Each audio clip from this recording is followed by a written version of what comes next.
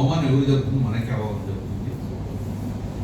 అవమానం ఎవరిస్తున్నారు? First meeting కూడా చెప్పాను, అన్యాయం భరిస్తానని అవమానం భరించమని చెప్పి మొదటి మీటింగ్లో పెట్టి చెప్పినాము.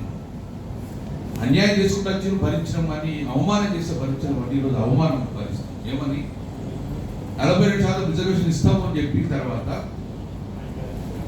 సర్పంచ్ ఎన్నిక చేయకపోతే నిధులు ఆగుతాయని చెప్పి ఒక చిన్న క్లాస్ పెట్టుకొని ఎన్నికలకు పోయి మనం ఉద్యమం ఉధృతం చేయలేదు.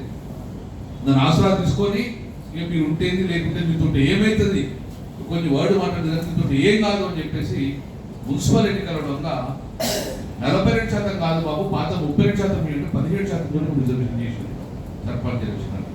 ఒక మున్సిపాల్లో కొంచెం మెరుగైంది. దీన్ని బట్టి మనకి ఏమర్థమైందంటే, మీరు బీసీలారా మీరు గట్టినే పల్లెకి మోయండి, మేము పల్లెకి ఎక్కుతాము, ఇంతకాలం మీకు దారి లేదు అని చెప్పేసి మొహమాటం చేయకుండా చెప్పడం అనేది అవమానంగా భావిస్తాం. మనకే కాదు, మన భావితరాన్ని కూడా అవమానంగా భావించాలి. మనం అవమానపడుతున్నాం, మన భావితరాన్ని కూడా అవమానపరుస్తున్నాం. మత్స్యంచారి గారు, పుట్టమది గారు జనరల్ మాట్లాడిన కూడా నేను మళ్ళీ సమాచారం రాని వచ్చి కూడా మనం మన భావితరాలకు అన్యాయం చేసుకుంటుంది. ఆ రోజు ఇదే సమావేశం మాట్లాడినప్పుడు చెప్పిన, నేను ఎమ్మెల్యేగా ఉన్నా, రేపు అసెంబ్లీ నడుతుంది, అసెంబ్లీ ఎందుకు అడ్డుకుంటలేరు వాటి అడ్డుకోలేము మనం అడుగు. దాన్ని బట్టి ఏమైతుంది ఏం కాదని తెలంగాణ ఉద్యమం కూడా వాయిలెన్స్ అయిన తర్వాతనే తెలంగాణ రాష్ట్రం సాధించుకున్నాం. మా సీనాడు మాట్లాడినాడు, అందరి మనసులో అదే మాట. మీటింగ్ పెట్టుకుంటున్నాం, చేతులు